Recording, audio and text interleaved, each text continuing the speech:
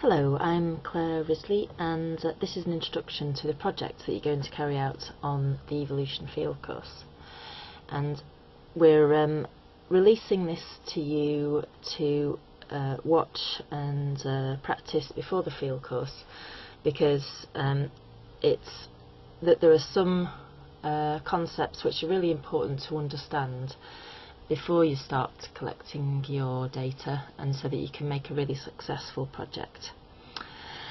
And so when we think about evolution, then some questions that we might want to ask are: how can we tell within a group of individuals which ones belong to the same species and which are different? Or are there incipient species that are forming there? So are a particular group, are they isolated from others and becoming slightly different? And how to differentiate between species. So often we use the presence or absence of characters. Some characters define particular taxonomic groups. For example, mammary glands define mammals. However, there are some groups, for example thrips, where you don't necessarily get the presence or absence of characters which can enable you to determine which species are which. It might just be a case of measuring certain aspects or counting things in those species, because certain species might be smaller or have longer antennae or something than others. And if you're going to use quantitative characteristics like that, then the method which you would use to differentiate between those groups is PCA, which we're going to talk through in this tutorial. So if you imagine that you're measuring several different characters on a group of individuals, then you would imagine that, i.e. several different phenotypes. So, for example, limb length and antennae length, for example, in an insect.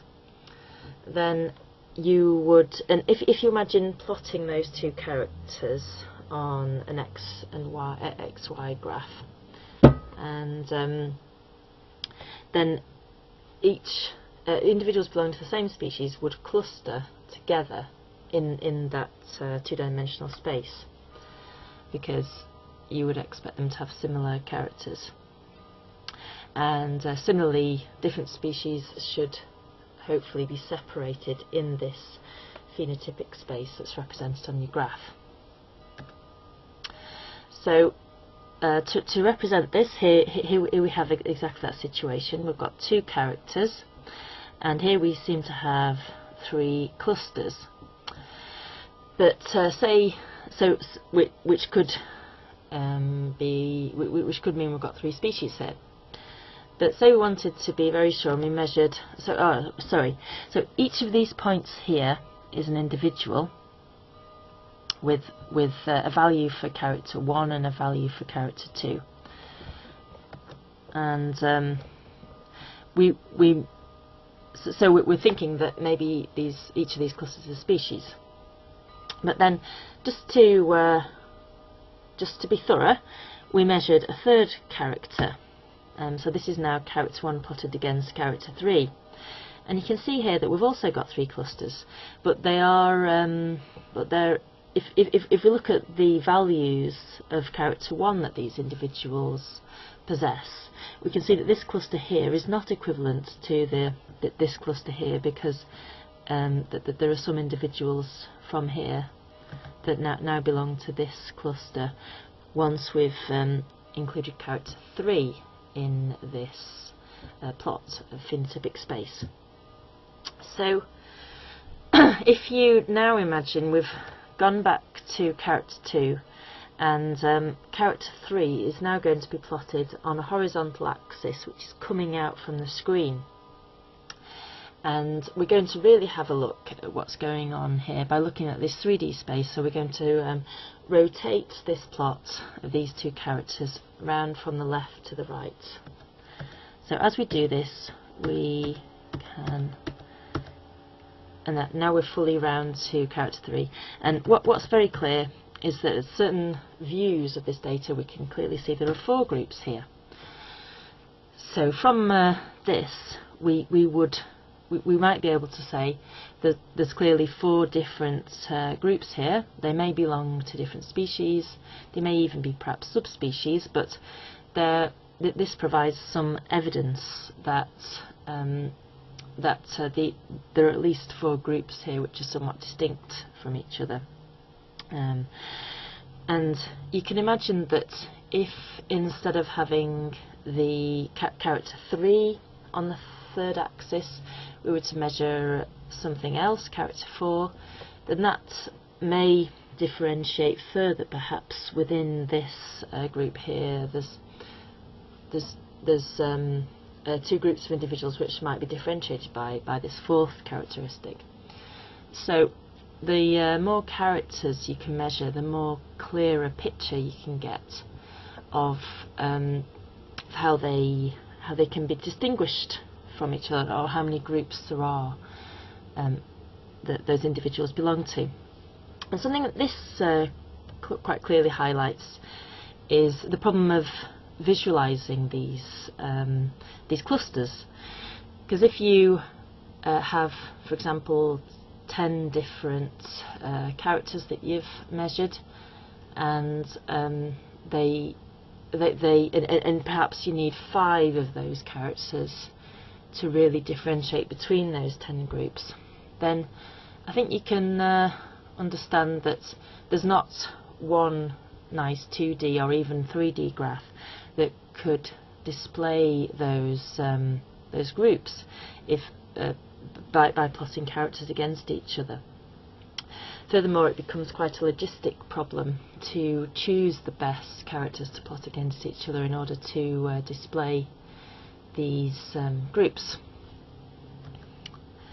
So that's what we're going to kind of go into and unpick, and we're going to use now a real example of evergreen trees. So I went into a forest and took individuals of trees and I made measurements on them. Now, will this method of looking at these trees differentiate between the species that we know to be in the woods, and will it show up any interesting subgroups within these known species?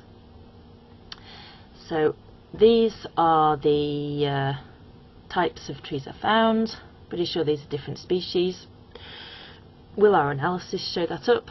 And furthermore, are there any subgroups within these that look a bit different, perhaps ecomorphs of these different trees? So the characteristics that I chose. So what's important in PCA, as I went through on that early slide, is PCA, or this initial step of plotting things out in this phenotypic space, is that you choose quantitative characteristics. So here I've chosen 6 different characteristics, and so one of them was needle density. You can see that these have different numbers of needles, and I chose between 1 and 2 centimetres from the very tip of a branch, how many needles were on there. And branch circumference, or the quantitative characteristic, I chose the first branch and I measured in millimetres the total circumference after pulling off the needles around just behind the first branch. And then I pulled off individual needle clusters. So in many pine trees, then needles do come in these clusters. So this one has 3 needles per cluster, this one has 2, these 3 all have 2, this one has 1. So that is a quantitative characteristic, although somewhat weak because I've only got 1, 2 and 3. You've also got needle length, and then the length of this sheath here that goes that holds together these needle clusters. And finally, we've got the angle that the first branch makes with the main branch on the tip there. So to visualize all these different characters, then we're going to use the software R. You may not have used R before, but it has several great advantages, and the first of all is that it's totally free, which means that you're able and encouraged to download it at home and use it on any computer. It's not very big to use. You can install it on a computer that's not necessarily very powerful. I mean, some of the processes you can run with are quite intensive, but it's not normally fine. It's not a very heavy program to use. It's extremely powerful and versatile. You can do all kinds of things that perhaps you may have struggled to do in Minitab or other programs.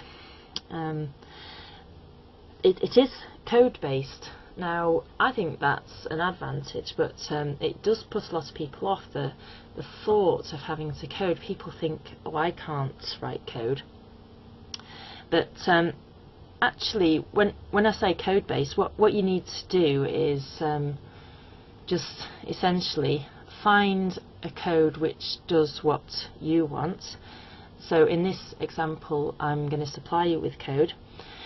But in the future, when you want to use R for something, all you do, if you want to, you can just Google, R, and then the process that you want to use. For example, general linear modelling, or whatever you want to do. So you get somebody else's code and just alter it to do what you want to do, and then run it and just paste it into R. So I really think that's easier than trying to remember which submenu your function is buried on. Okay, so if you haven't installed R already, then you should. Then I've provided you with the exe file to install it. So just simply double click here. And follow through with the instructions. So I have installed R on my computer, which I'll just open now. And so we're in this environment, and so if we then look at the code we're going to use, which I've also supplied you with. So the first thing we need to do is input our data into R.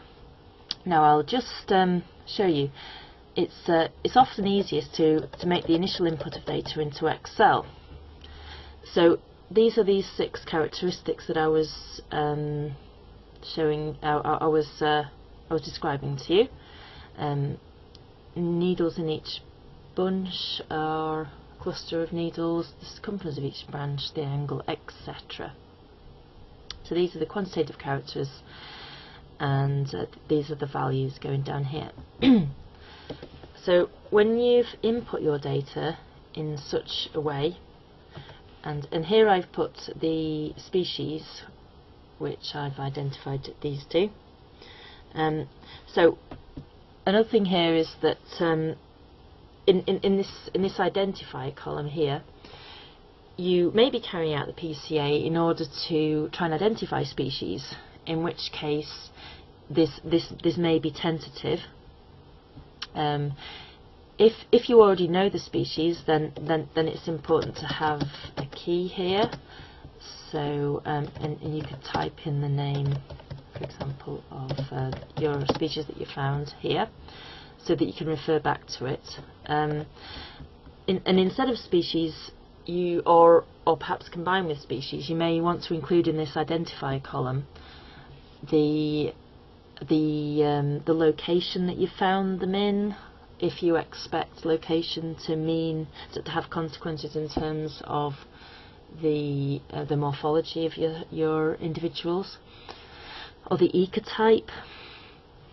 So instead of having 1, 2, 3, you may want to have 1.1, 1.2 if you had different ecotypes within a species, for example. And if now I've collected 10 individuals of each of my known species here, but if you're looking within species, perhaps at different morphotypes, then you would want to have 10 examples of each of those morphotypes. And as I'll go into later, you may need to collect many more than 10. So in this example, I've collected 10 individuals of each, but in order to differentiate between them, you might want to collect up to 100 individuals and measure them. Good. So once you've got your data here, copy it like so, and then open the file that I have given you, example dataset, or just open Notepad, or any text editor, and paste in your data.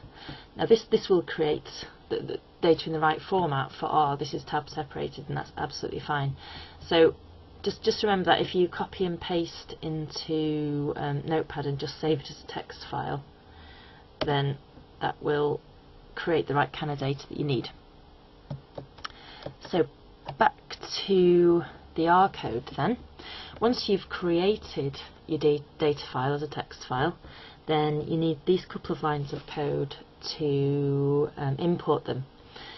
Now what I'm going to do is, you're going to have a copy of this code, and it's annotated here to tell you about it. So I'm not necessarily going to go into great detail in this tutorial about all the different or what the different bits of code mean. But you can use it, and you can read my annotations here, and you can Google it, and you can also ask me when we're on the field course if you don't understand some bits. So here we're setting the location of where my data are and where I want to save the outputs to, and then in this next one I'm creating an object called PCA data, and I'm reading that text file into the object PCA data. So here we go. Great. So it's not shown as anything here because it's kind of done that internally. And if we want to have a look at what it's done, we can just type PCA data, which will report back to us the object PCA data, and we've got all our data here. Excellent. And now we're going to do what we did in that hypothetical example.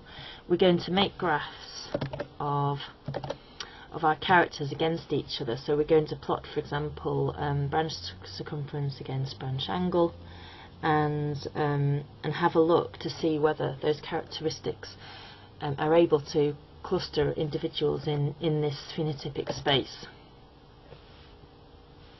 So this is characters 1 and 2, needles per bunch against branch circumference.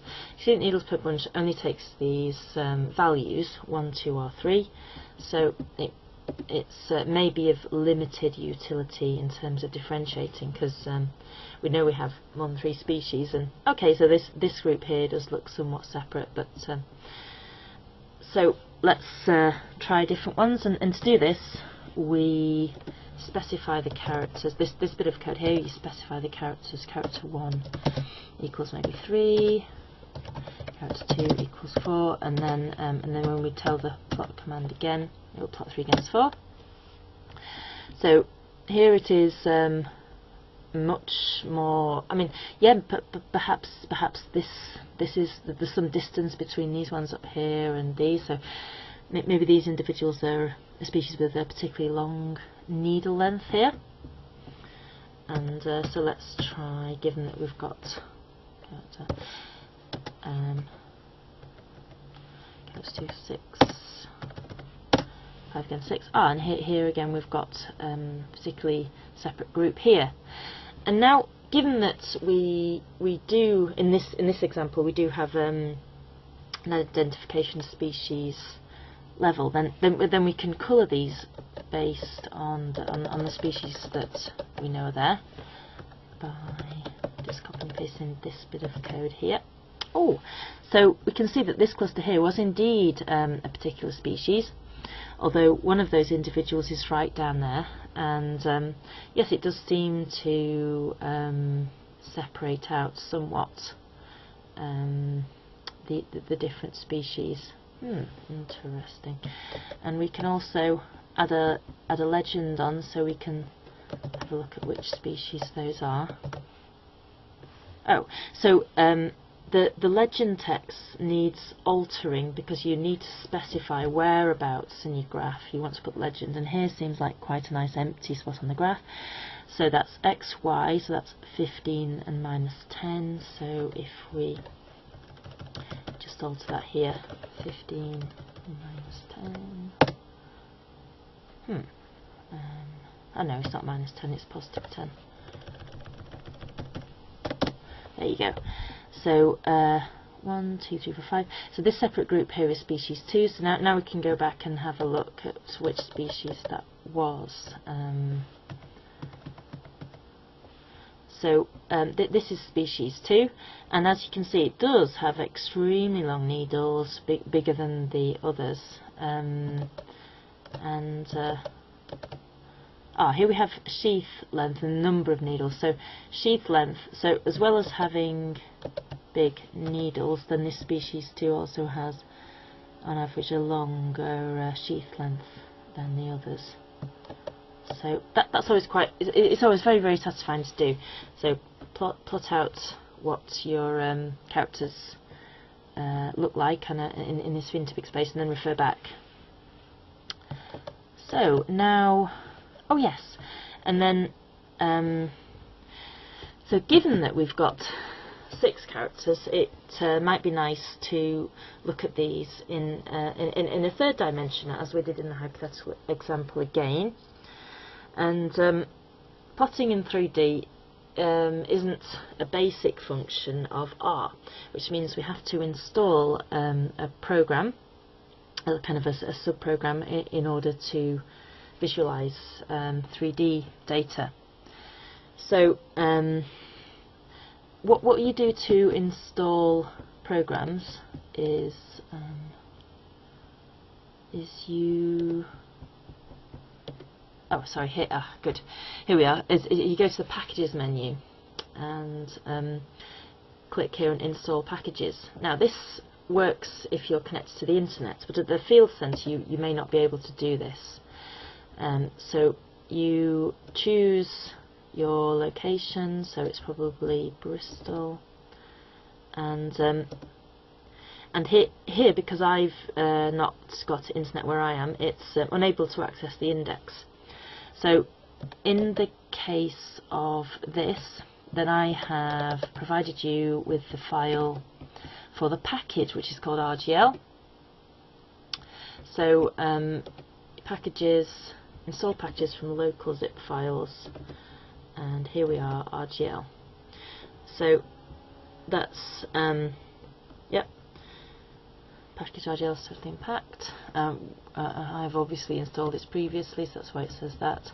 And then once you've installed it, you need to call it with this function here, library RGL.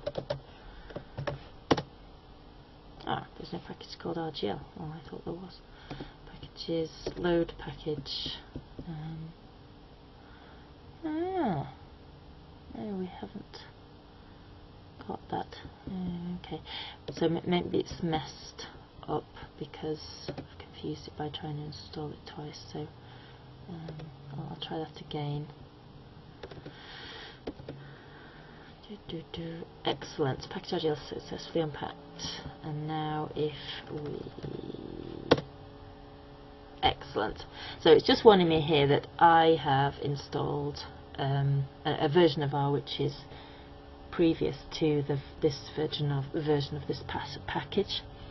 So in your because you're installing a new version of R, you won't get this message anyway. Doesn't matter.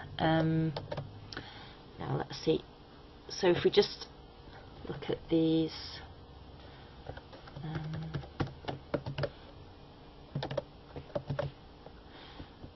have a look at this.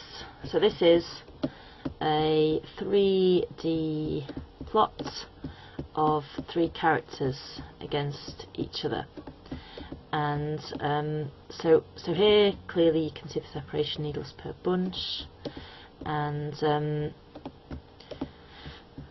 I mean, I think, yeah, you can see that there are perhaps that this that branch circumference is somewhat separated out 2 groups here, and again we can try different characters.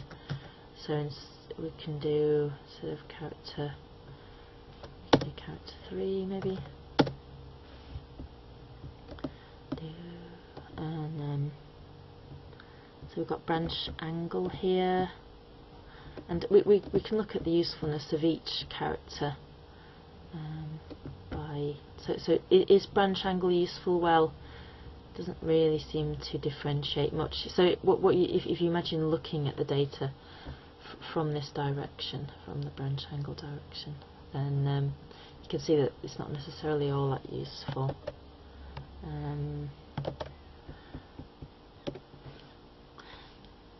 Oh, sorry. Character 3 equals 4. Oh, so now we have needle length. Oh, this really does seem to distinguish between these 4 different groups, which is quite nice. And of course, as before, we can add in colours. Here we are, of the different species.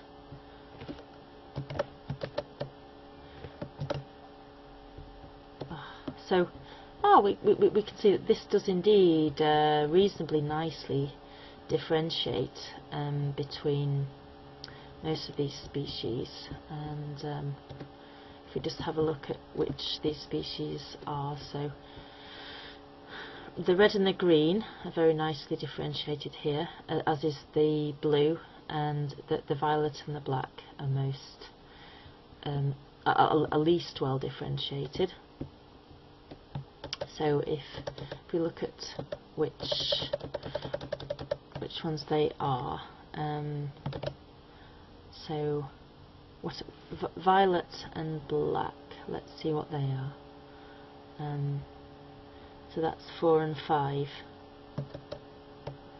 So these 2 are most closely conflated.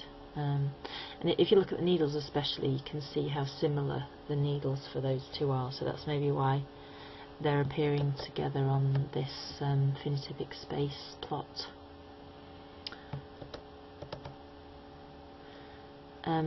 Okay, so that's really nice to be able to look at this phenotypic space, especially in 3 dimensions.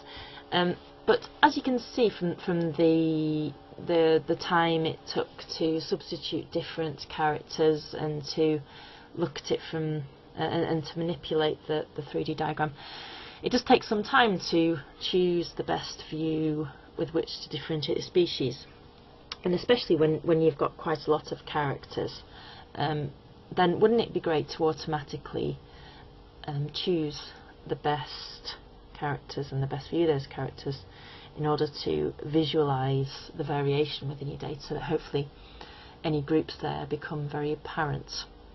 And this is what principal components analysis does. The S is sometimes there, sometimes not. I guess it's more appropriate to leave it on because we're looking at plural of components, which I'll go into. But note that it's spelt principal because it's the important components that we're looking at. It's nothing to do with any principles. So let's go back to R and our code and carry out PCA and then have a look to see what it's doing. So what R does when you're carrying out the PCA command is that it carries out the PCA on all the data that is in your data set that you've told it to carry out the PCA on, which means that we have to drop all the irrelevant data.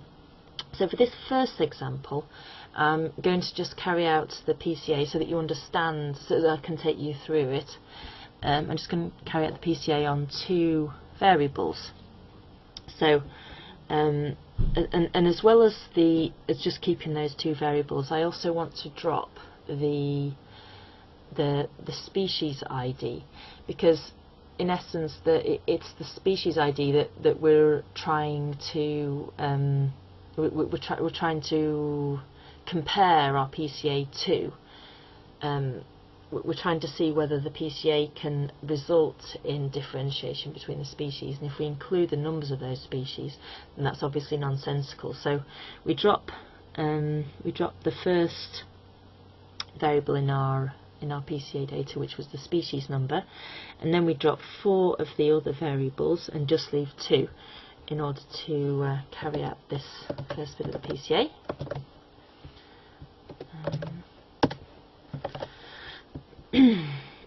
And then this carries out the PCA, and this stores the data. I know you don't know what it is yet, but it will hopefully all become totally clear. And so I won't explain what this is yet. Again, hopefully it will all become very clear.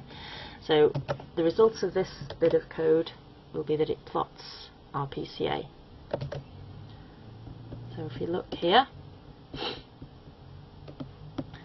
this is the result of our principal components analysis, component 1, component 2. And the characters that we have kept are 2 and 6. Okay, so we've kept characters 2 and 6, which were branch circumference and number of needles in each section of the branch. And so what we're going to do is we can now make a plot of those 2 characters to compare it with the PCA plot here. Now look at this. So this is the plot of the branch circumference against the number of needles in that 1 centimetre section of branch, and this is the principal component analysis based on these 2 variables. So what you can quite clearly see is that this principal component analysis is merely another view, in fact a rotation, of these 2 against each other. So this bit of code will hopefully quite clearly show you that. Let's close that. Here we are.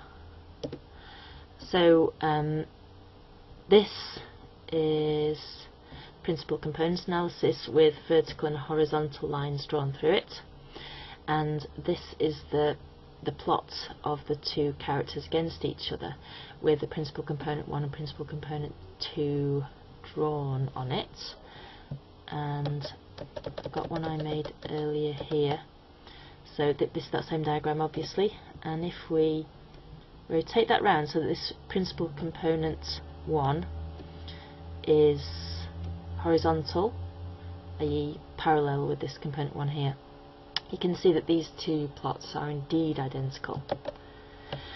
So that's the first point to note about principal component analysis, is that it's just a different view of the plot of characters against each other. And the second thing to note is that principal component analysis finds lines of best fit through your data. And in fact, this principal component 1 is the line of best fit through these points. Now this point is quite nicely made by carrying out principal components on 3 different characters and plotting them in 3 dimensions. So for this 3 character PCA, we're going to use this code here. Good. So that's dropped 3 of the 6 characters, carried out the principal components analysis and stored it. We've specified what characters we want to plot here, and we're now going to make those plots in 3D. So I'll first of all do it without those lines on, and here we're going to plot the PCA scores. Good. So what we have here are, again here we have the 3D plot similar to what we saw earlier of the characters, and here we have the principal component analysis based on those. And so I'm going to put those guide lines in like we did for the 2D plots. And so again here for the principal components we have vertical, horizontal and depth lines showing the direction of the components, and I've extracted the direction of those lines and plotted them in this 3D space here, just based on the values of the characters. So what I'm hoping you can get from this is that these 2 are equivalent. So please do bear with me if you're a bit confused, because it will come together. So if we get these, so for example, if we get component 1 plotted against component 2 here dead on, and in which case component 3 is minimized, so component 3 is nothing like this, and then we turn it around, so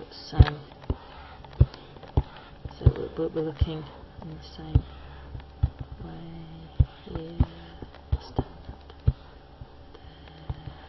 I hope that what you can see is that again this 3D principal components analysis is just a different view of the 3D plot of 3 characters against each other.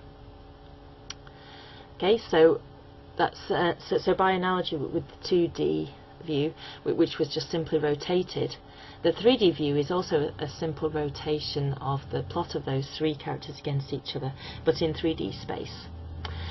And the second important thing to take away from this 3D principal components analysis is that if we look at component 1 against component 2, I'm just looking for that, here we are. So the red against green, component 1, component 2. This is actually the best view, which differentiates. Well, this is the best view of all the variation in the data. You know, of all the different ways of looking at these data points. Then this view here, component 1 against component 2, displays the maximum amount of variation in the data, and so that has with these 3 variables, that principal components analysis has done what we were trying to achieve,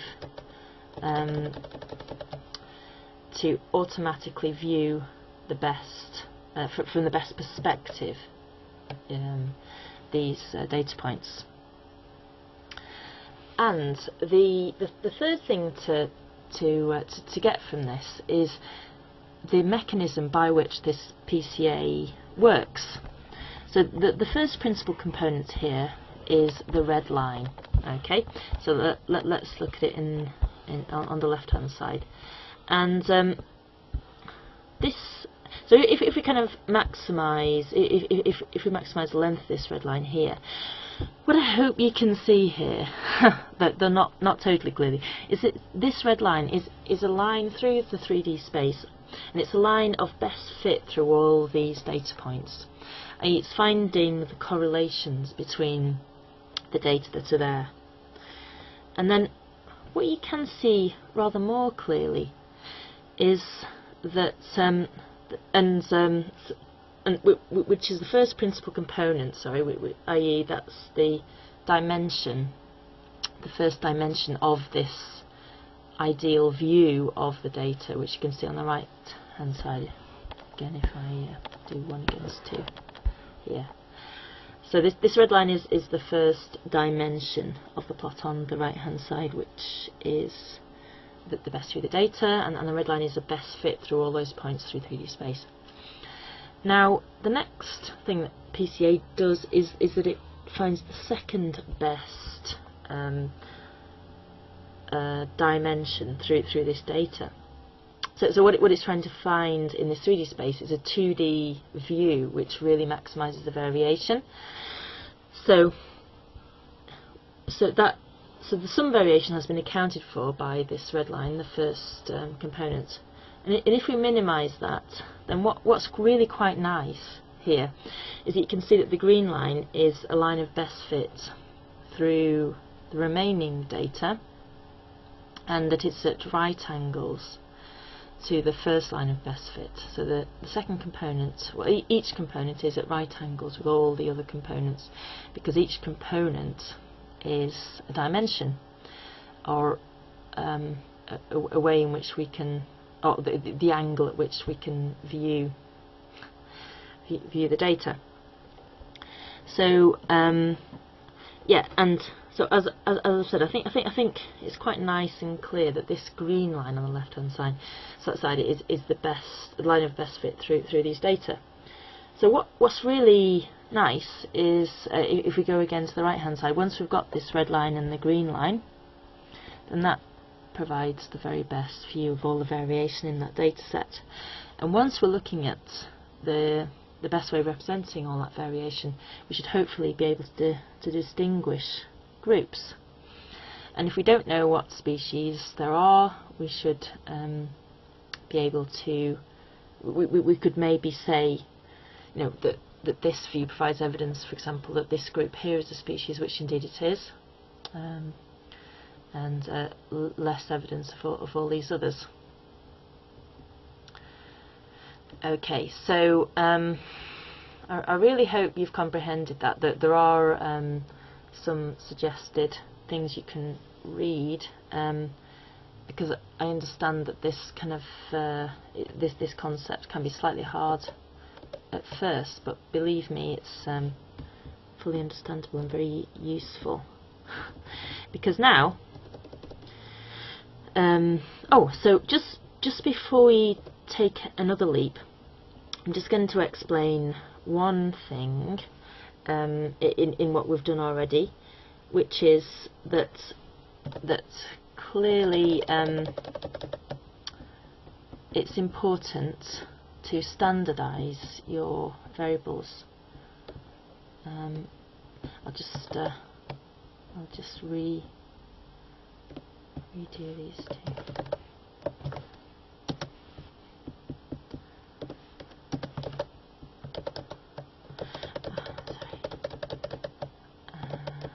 Good. So these components are as I said, the slices through this space of this phenotypic space, and if you can imagine that in these pine needles I measured the needles, the needle sheath in millimetres and the needle length in centimetres perhaps, then or maybe I measured the whole height of the tree in millimetres.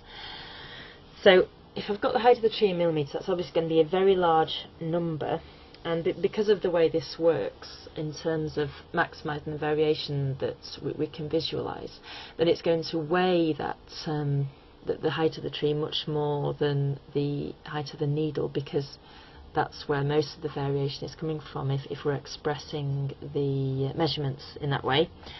So in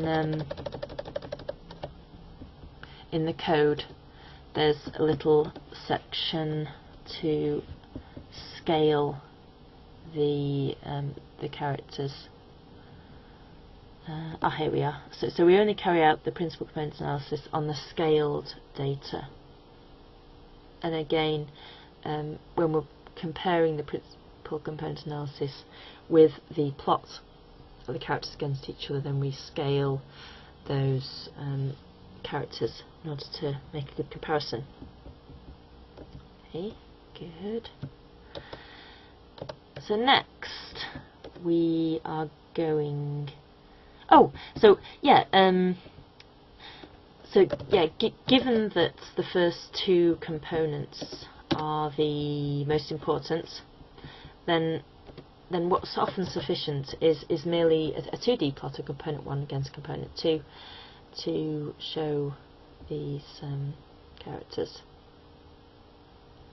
And here we're now conflating the red and the black points, and if we look what these are, then the red is 1 and black is 4, and if we go back here, then 1 and 4, we can see that 1 and 4 are fairly visually similar. They've got a similar needle density, for example, and again that's quite informative.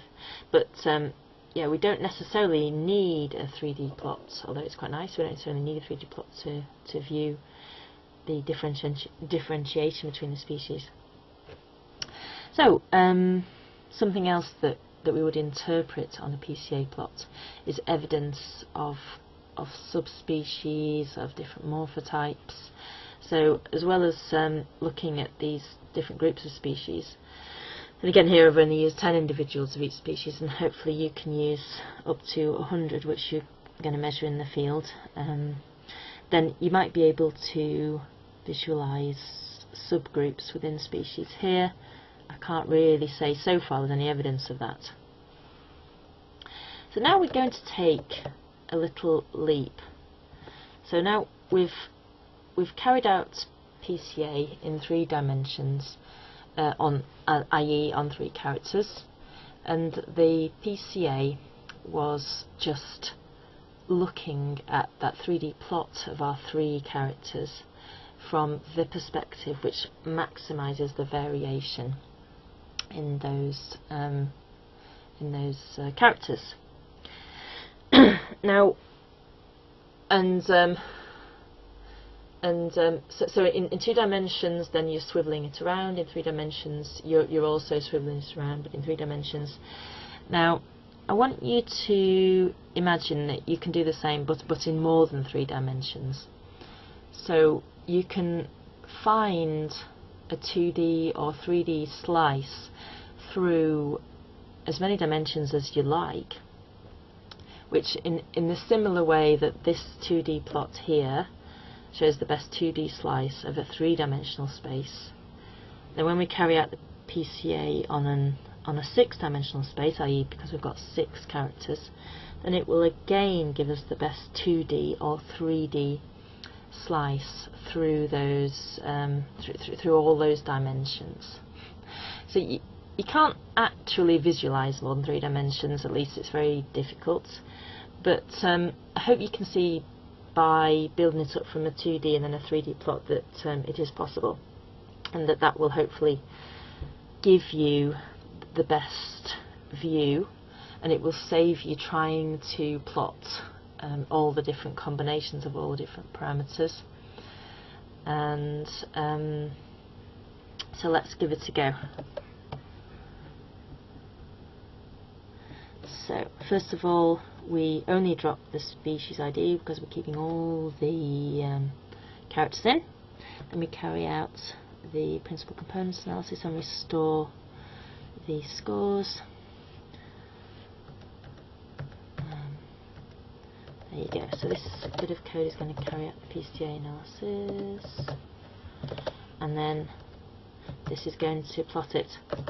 So hold your breath now. So this was the best 2D view through a 3D space, and now this plot here is going to show you the best 2D view through this 6-dimensional space here. So this is supposed to be a better view than that previous one. So what PCA does is it shows you the maximum variation that you've got within the dataset. What it doesn't do is explicitly try and show you the clusters that you've got in that dataset. It shows you the maximum variation, and if there are clusters there, then hopefully they should be apparent because you're looking at all the variation. So here we do have some overlap between these clusters, the violet and the black ones, and yeah, so this can happen where within species variation is greater than between species variation. But given that it's possible to view this in 3D, then maybe let's have a look at a 3D plot of your data. Here we are. Sorry, we're looking at 3D plots of this 6-dimensional PCA. And this is quite nice. So this is the best 3D slice through a 6-dimensional plot. And lo and behold, I think you can see that there are quite clearly here 5 clusters, which is quite nice. Let me close that. So now, what about this PCA itself then?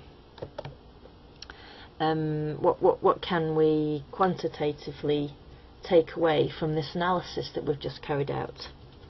So what we can look at are the loadings, etc. So here we have our 5 components, our 6 components, and these correspond to 6 dimensions. Here we have our 6 characters, and the values given here are, if you remember from perhaps from your school maths, then these numbers here are demonstrating a vector through space, through the 6-dimensional space. So for every 0.258 of this character, then we travel by 0.503 of this character through that space. So components, and of course the other equally valid way of thinking about this is that this is how these characters are correlated to each other and how each contributes to this component 1. So we can see here that there are 3 components which contribute fairly heavily to component 1: branch circumference, needle length and sheath length. So given that this is a line of best fit, what that means is that these 3 characters are correlated with each other, and these 2 make a lot of sense. So the longer the needle, the longer the sheath that bundles together those groups of needles, and so that's the first component 1, or the first line of best fit, that goes through all these points.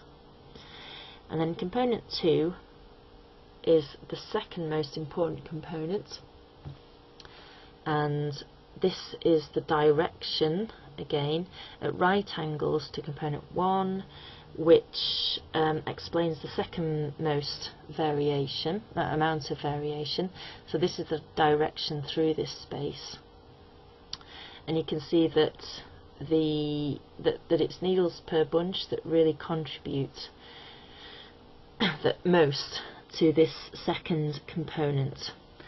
So that's another way of, if we're thinking about how we're looking at this in space, then needles per bunch would be the axis that's most shown by looking at this component here. And so needles per bunch and number of needles per in each centimetre are fairly heavily correlated because they're both high in component 2. And so, one thing that we can get by looking at these loadings is we can find out which of these characters are perhaps not as important as others and can be discarded if the data collection is taking a lot of time. So if there's something here, for example sheath length, so let's take a look at sheath length. It's slightly less important than needle length in component 1, and it's not really all that important until you get to component 5. So it's not although it's important here, it's not as important as others, and it's never the most important until component 5. So there is a case for saying that if this was the basis of a very large project, maybe we wouldn't need to measure this separately from needle length.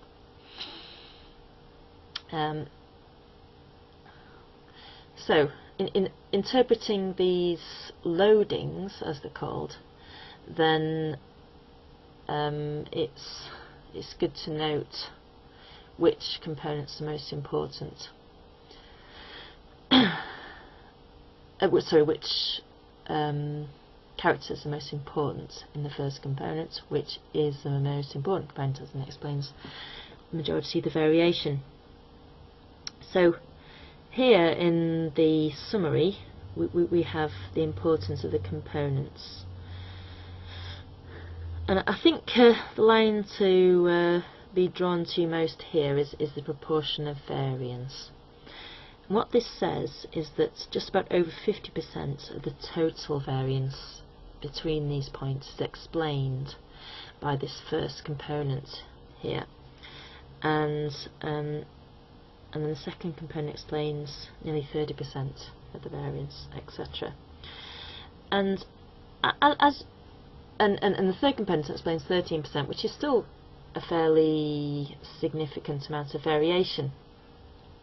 So this agrees with our visual inspection of the 2D and 3D plots of our principal components analysis, in that we really did need the first 3 components to be able to differentiate between the clusters, because component 3 here is still quite significant, whereas when it comes to component 4 we've only got 3% of the variation here. So it's really not that important to look at these last 3 components.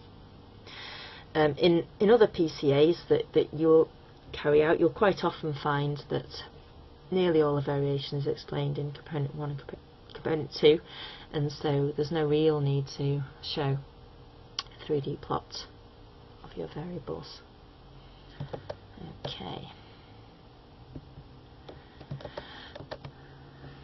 Okay, so back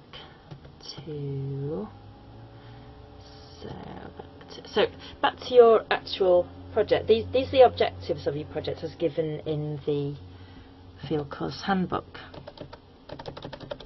which is here, Evolution Field Course Handbook. So do make sure that you have a look through this, because it really does have an awful lot of information, and if possible read it before you leave for the field course.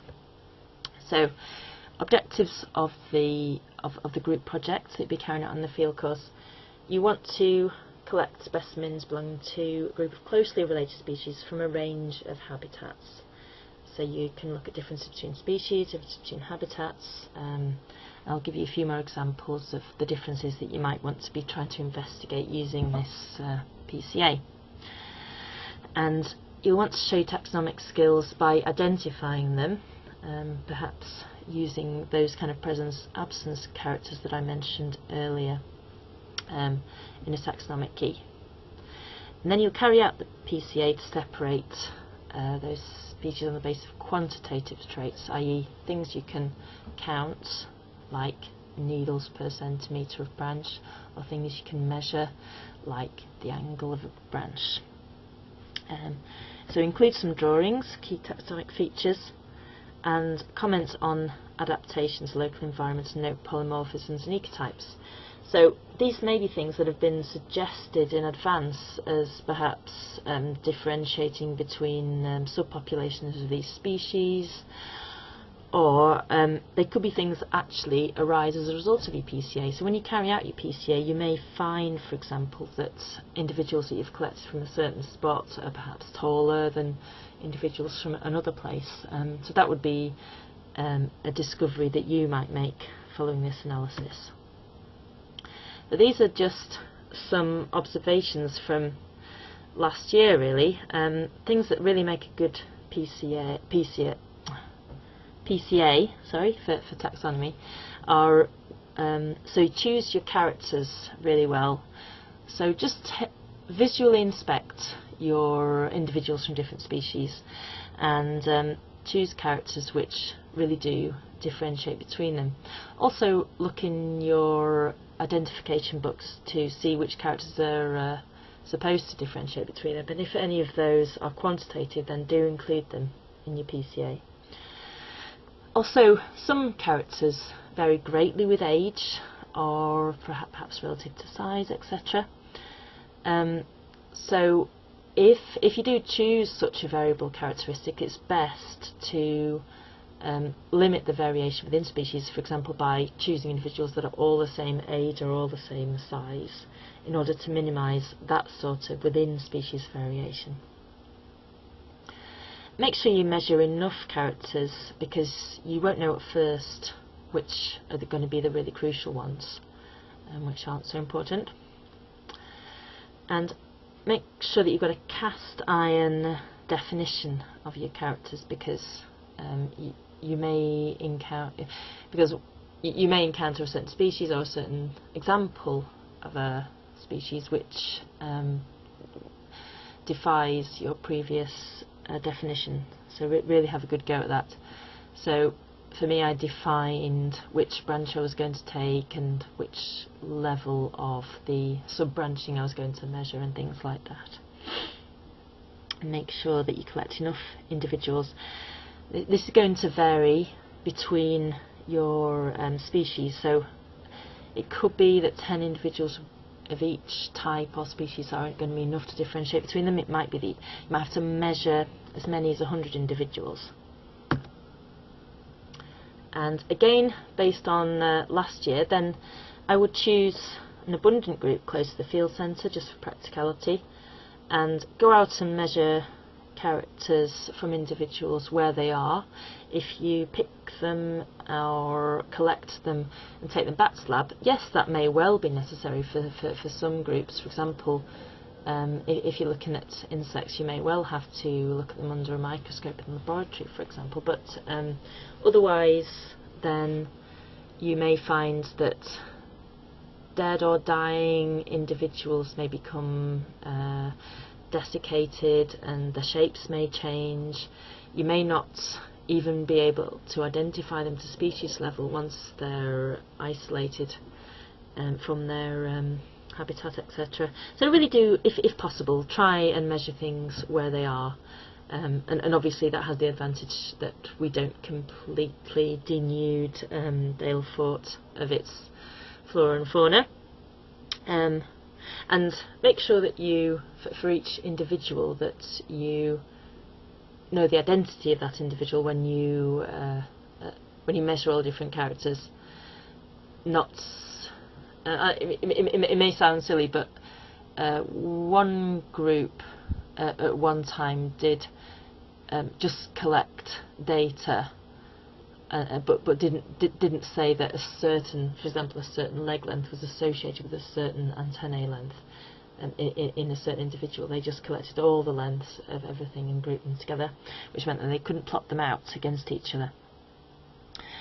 And you bear in mind that you may underestimate the number of characters that you need to measure in order to differentiate your species or ecotypes, etc. So if you can just collect, for example, say 5, or measure say 5 individuals from each of your types, run a trial PCA, and then if you find, oh my goodness, this really isn't differentiating between individuals, then all won't be lost, because remember that you need to have values for each character for each individual. So if you go out and measure 5 things about lots of individuals and then find that you need a 6th measurement, then usually you won't be able to find those original individuals and measure that 6th measurement in all those individuals and know which of your other measurements were associated with each of those individuals. So if you find you need to add an extra character, you're going to have to scrap your previous data that you've collected, in which case just make your first data collection run fairly small. So this is what your handbook says about what to do in your project. So find the principal components of your data set, i.e. these vectors, the eigenvectors, i.e. the contribution of each variable to each component, and record the eigenvalue divided by some in this. So this section will show the proportion of the overall variability that the PC represents. Now, what R does is it gives you the proportion of overall variability that PC represents. So I'll just go back to the R output, and so this is the proportion of variance that each of these components represents, and this is called the standard deviation here. Now when you read about principal components analysis, you'll read about eigenvalues and eigenvectors, and this program has quite helpfully left off that kind of jargon, but in a way that's fairly unhelpful, because you really need to understand what these things are in order to read other people's work on principal components analysis. So these are your eigenvectors here, so component 1, this is the first eigenvector, the most important vector, i.e. direction through your dimensions here, and the eigenvalue is the amount of variance that this eigenvector explains, and of course variance is standard deviation squared. So your eigenvalue is this number squared, and then your proportion of variance explained is this number squared divided by the sum of all these numbers squared. So if you're using another program which gives you the eigenvalues, then if you want the proportion of variance explained by each component, then you take the eigenvalue for that component and just divide it by the sum of all the eigenvalues. Now produce a graph or graphs of your sample data set with each axis representing the principal components. So I really hope that after this tutorial you're able to do that. So I've given you another set of example data, and you can go ahead and make all those graphs that I've taken you through, and then when we get on the field course or before then, you can compare those with the results, so that you should be able to demonstrate that you understand how to do that. Good. So note variables which have a particularly strong influence on the principal component's eigenvectors close to -1 or +1. And here, relating it to evolution, comments on whether these characters are likely under directional balancing selection. So that's another way that you can relate this analysis to something more tangible in evolution.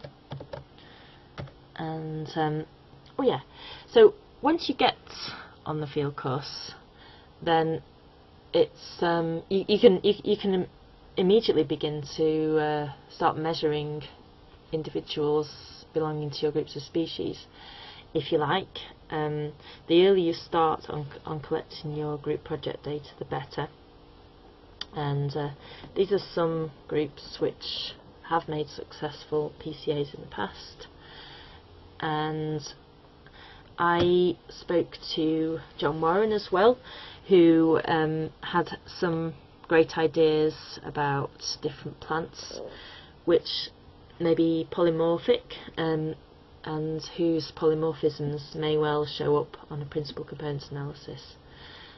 So there's some polymorphisms of Ceaster, the two types of Ceaster, one with these pink petals and one without, so just the yellow kind of cushion. That's a disc floret. There's two different species of sorrel, which are very interesting to carry out a PCA on because of the variation within and between these two species. There's ribwort plantains, which have male sterility genes, and you can look at the different types of sterility and whether or not they're associated with different characteristics.